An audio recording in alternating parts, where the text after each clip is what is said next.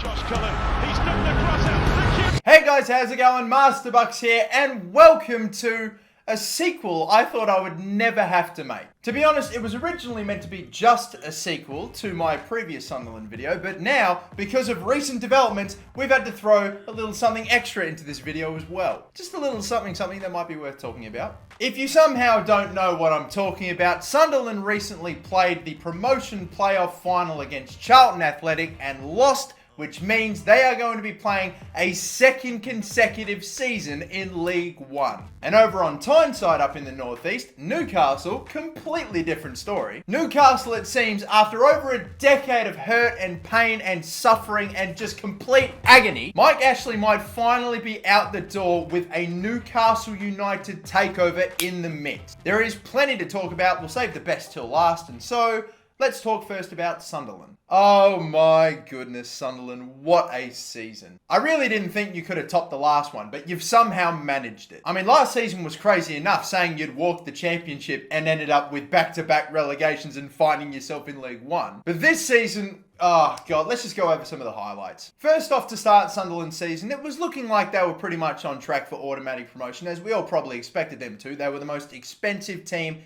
in the league by a good considerable margin. They were definitely having plenty of issues turning 1 point into 3, which definitely in the long run cost them automatic promotion, but that would be a problem that would pretty much occur throughout the entirety of their season. But let's not focus on the league for now. Let's focus on the cup competition. The Checkatrade Trophy, a competition that your main team cannot compete in unless you are in either League 1 or League 2. However, teams from the Championship and the Premier League can also compete, but only with their under-21 teams. Sunderland's main team was drawn against Newcastle United's under-21s. As if the embarrassment of that club being in League 1 couldn't get any better, they had to play their rivals under-21s team in a competitive fixture. Of course, Newcastle United fans absolutely loved this, and they requested 10,000 tickets to the game, but Sunderland only gave them like a couple thousand. It's absolutely brilliant to see thousands of Newcastle fans going to a game knowing full well that their team is going to lose, but just having 90 minutes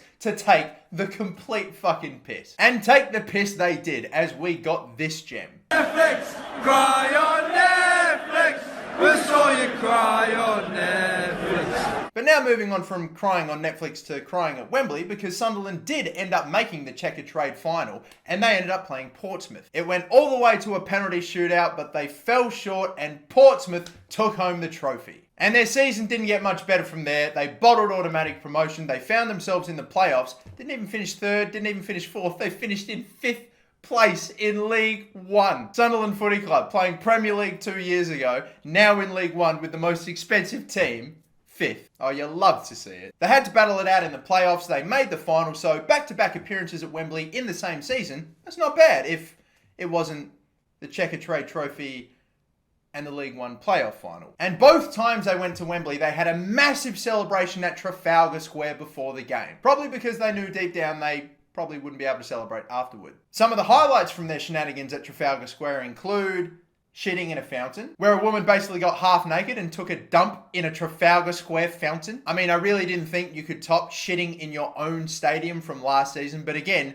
you've outdone yourselves this year, Sunderland. Diving headfirst into a 1-foot fountain and then requiring stitches. I think whatever brain cells that guy had are all but gone now. And then they tried to burn a Newcastle United shirt and failed miserably. How does one struggle to set some fabric on fire? It bewilders me. We can turn that into a new saying. How many Sunderland fans does it take to burn a Newcastle shirt? Quite a fucking lot, it would turn out. And speaking of things that weren't exactly on fire this season, Will Grigg. Will Grigg was Sunderland's most expensive transfer of, get ready for this, £4 million. Fucking big spending there, Sunderland. Calm down. But Will Grigg only managed 4 goals for Sunderland this season. It's $1 million a goal. Newcastle United bought Fabian fucking Schär for $3.5 million. He's got 4 goals in the Premier League, and he plays at centre back. But anyway, moving on from Will Grigg, moving on from Trafalgar Square, it was the main event. It was the playoff final. Sunderland got things started by taking the lead, courtesy of an absolute gift of an own goal. I've never seen a goal quite like that on that sort of stage before. Charlton were able to equalise before half-time, and then at the very end of the game, with almost no time remaining, we were treated to this absolute brilliant piece of footballing porn. Josh Cullen, he's knocked the cross out. The Kieran one touch and one again for Boston!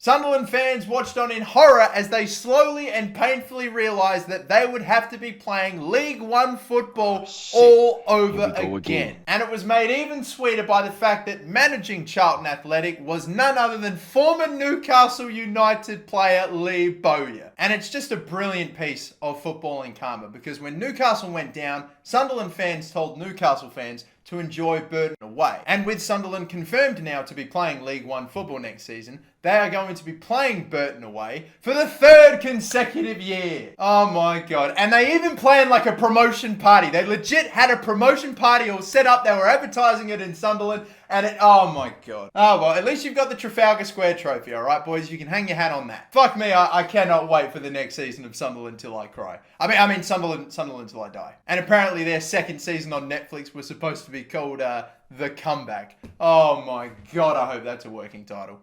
you poor Mackham bastards. I almost feel sorry for you. But I don't, so. Well, anyway, that's Sunderland out the way, pretty much dead and buried. Let's move on now to the potential, because it's not confirmed yet, the potential Newcastle United takeover. In what is only compounding probably the worst day for Sunderland fans ever, they lose the playoff final and then find out their rivals are about to become one of the richest fucking clubs in the world. Yes, because there have been confirmed reports that billionaire sheikh Khalid bin Zayed is about to take over the Newcastle United Football Club. I think this guy is meant to be part of the royal family. I know that he's cousins with Manchester City owner Sheikh Mansour. The group that's trying to take over Newcastle United have confirmed talks with the club, and this is the big thing, the club themselves have also confirmed that these talks are happening. Anytime you see both parties come out on the same day and say, yeah, this is a thing. Oh my fucking God. Like, we have been here before as Newcastle United fans. We've been here twice. Amanda Staveley couldn't save us. Peter Kenyon couldn't save us. We might actually have something here, like more than we have ever had before. We're hearing reporters over in the United Arab Emirates and even fucking lawyers that apparently are representing this group saying that it could be confirmed by Friday. And I don't know, this could be happening. I'm just stay calm, just stay calm. Woo-wee! Oh, we gonna get that all money. We gonna get all that all money. We're the next fucking Manchester City. Oh my God. Oh, when we play them next season, is that going to be the Abu Dhabi? And you know the nice thing as well that I have seen, the reaction on social media to this from other football fans from outside of Newcastle and the Northeast, is that everyone is relatively, fine's maybe not the right word, but everyone's relatively happy for us. I promise you, I'm not nitpicking when it comes to these tweets, but most football fans seem relatively understanding and sympathetic to the struggles that Newcastle fans have had to deal with over the last decade. I'm seeing tweets about people that, if any club's going to get taken over, then I'm happy it's Newcastle because of, the absolute torment that we've been under with Mike Ashley, and that the fact that this club is quite a big club within England and it has plenty of history. So if any club was going to have this happen to them, that they're happy it's Newcastle. And that is so nice. I'm really, really happy to see that. It's a bit, it warms my heart a bit. Boom, Sheik the tune. Oh, and as a Newcastle fan, the memes coming out of this are brilliant. Alan Shearer.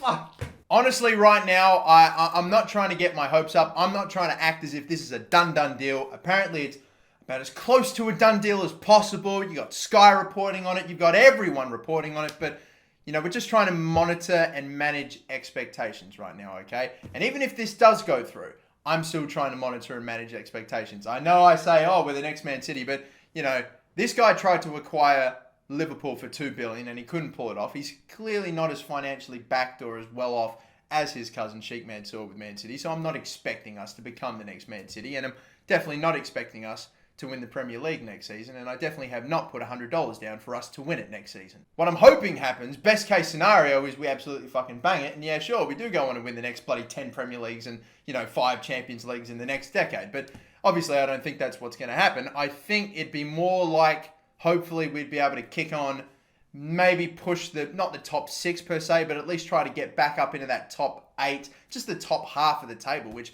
you know, anytime we finish 10th or higher, it seems like a fucking miracle these days, where really a club the size of Newcastle should be finishing top 10 with ease pretty much every single season. So if we can end up in that little realm of not top 6, but between like 7th and 10th as a starter, that's what I'm hoping. Or it could all crumble and we get relegated next season. That'd be fucking scenes. Somehow I don't think this is going to happen. And holy shit, is it an exciting time to be a Newcastle fan. If the Newcastle takeover is true, I'd sell Longstaff to Manchester United for 25 mil, then immediately buy him back for 100 mil just to send a message. Oh, well, that'll probably do it for me. Thank you so much for watching, guys. Don't forget to like and subscribe if you haven't already. And to any Sunderland fans that may still be watching, enjoy Tranmere Rovers away. Woo!